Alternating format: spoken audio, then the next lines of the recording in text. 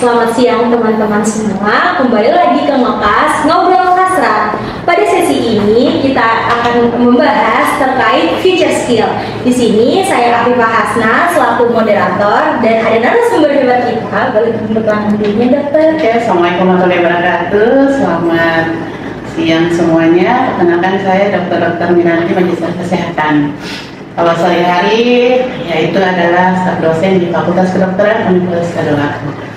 Untuk saat ini sudah menyelesaikan pendidikan S3 di Universitas Hasanuddin. Begitupun S1 saya. Demikian. Boleh dijelaskan sedikit, Dokter, terkait riwayat pekerjaannya sendiri, Dokter? Pekerjaan yang sesuai ya untuk keseharian di Fakultas Kedokteran Universitas Gadolaku. Mungkin juga terlibat dari beberapa organisasi profesi, baik itu IDI ataupun PII. Demikian. Sebelumnya, Dokter, terima kasih atas waktu yang telah diluangkan sehingga Dokter dapat mengisi pada podcast kali ini. Nah, di sini kita akan sharing-sharing sejenak terkait future skill atau keterampilan apa aja yang dibutuhkan oleh seorang dokter nantinya di masa depan. Saya izin lanjutkan ya, Dokter. Ngomongin soal dunia kerja zaman sekarang, banyak banget nih perubahan-perubahan yang telah terjadi. Teknologi semakin canggih dan dunia persaingan sendiri pun semakin ketat, Dokter. Nah, buat kita yang masih kuliah ataupun preklinik, tentunya penting banget kan, Dokter, kalau misalnya harus terus mengupgrade diri, entah itu dari soft skill ataupun hard skill, Dokter. Nah, kira-kira teman-teman di sana pasti penasaran kan apa aja yang dibutuhkan oleh kita di masa depan. Nah, pada podcast ini kita akan membahas dengan dokter hebat kita yang akan kasih kita banyak insight dan pengalaman terbaru terkait future skills.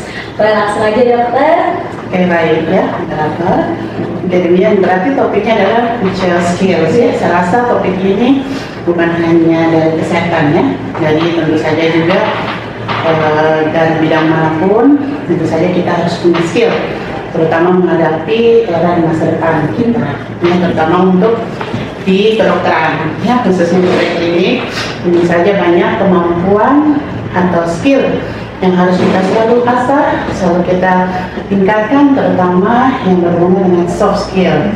Ya, soft skill itu tentu saja untuk yang preklinik, dan salah satunya adalah tentu saja harus bisa berpikir kritis ya. Nah, terutama kan sekarang kita sudah berada di era digitalisasi ya. Tentu saja banyak perubahan-perubahan. Yang kedua adalah harus mudah adaptif ya. Jadi mahasiswa kedokteran harus punya kemampuan untuk bisa menyesuaikan, terutama di perubahan-perubahan yang eranya adalah terkait dengan kemajuan teknologi ya. Apalagi sudah banyak keterlibatan terkait dengan penemuan terkait dengan penyakit, pengobatan yang berbasis IT. Nah, itu harusnya teman-teman juga harus punya soft skill, terutama juga selain tadi adaptif, tentu saja juga mampu bisa berkolaboratif ya. Makanya mungkin dari adik Afifah masuk di BEM artinya punya ya kemampuan untuk bisa berkolaborasi. Selain itu mungkin soft skill lainnya itu tentu saja mampu juga melakukan sinergis ya dengan beberapa adaptif pembelajaran yang sedang dilakukan di Fakultas Kedokteran Universitas Gadolaku. Ya, soft hard skill, kemudian juga mungkin keterampilan yang lain harus terus diasah untuk bisa kita laksanakan di kehidupan di sehari-hari kita. Oh iya, Dokter, mengenai tadi berarti kita harus mengasah terutama soft skill ya, Dokter, gitu, critical thinking dan berpikir kritis dan juga iya, Dokter. Jadi kalau misalnya sekarang itu tapi tantangannya yang paling besar itu AI dan telemedicine ya, Dokter. Ya. Menurut Dokter sendiri bagaimana sih sikap kita menghadapi hal tersebut, Dokter? Oke, ya benar ya, dari bilang bahwa AI dan medicine terutama big data. Nah, sekarang merupakan kayaknya dari komponen tersebut. Jadi kita harus bisa adaptif karena mendengar dari kemajuan teknologi sekarang, kita mulai menuju ke 5 ini ya, 5.0 bahwa interaksi terutama di bidang kesehatan, baik itu penemuan terkait dengan tata laksana yang terbaru, yang update, misalnya semua sudah berbasis big data. Kalau kita misalnya mampu mengakses big data tersebut yang secara terstruktur, kemudian AI dan terutama telemedicine, upaya kita adalah mengakses ketiga komponen tersebut. Kalau kita mampu, berarti kita mampu adaptif, ya, terutama terkait dengan perkembangan pengobatan. Ya, sekarang kan dengan komponen tiga tersebut itu mampu melakukan prediksi terhadap penyakit-penyakit yang sekarang kan ranahnya ke penyakit-penyakit yang menular, ya, penyakit kronis. Jadi dengan adanya kemampuan tersebut, sekarang di eranya telemedicine itu juga diberikan kesempatan ya untuk masyarakat yang punya akses yang jauh untuk bisa berkonsultasi ya secara digitalisasi. Ada platform yang sudah disediakan oleh penyedia kesehatan dalam ini baik pemerintah ataupun swasta, itu bisa memberikan kesempatan kepada masyarakat untuk bisa melakukan telekomunikasi, telekonsultasi secara jarak jauh, sehingga memudahkan ya pasien-pasien yang ingin melakukan konsultasi itu lebih mudah untuk bisa melakukan konsultasi untuk mengetahui penyakitnya. Akan tetapi biasanya telekomunikasi itu ada terbatas ya. Misalnya untuk pemeriksaan lanjutan kita harus tetap melakukan tatap muka dengan dokternya itu sendiri untuk melakukan pemeriksaan penunjang. Ya, mungkin demikian ya. Oh iya dokter, berarti dari tadi dengan penjelasannya dokter, hal yang paling penting itu adaptif juga ya dokter. Iya, benar sekali. Jadi kita harus pandai memanfaatkan peluang dan juga pandai memanfaatkan teknologi zaman sekarang ini.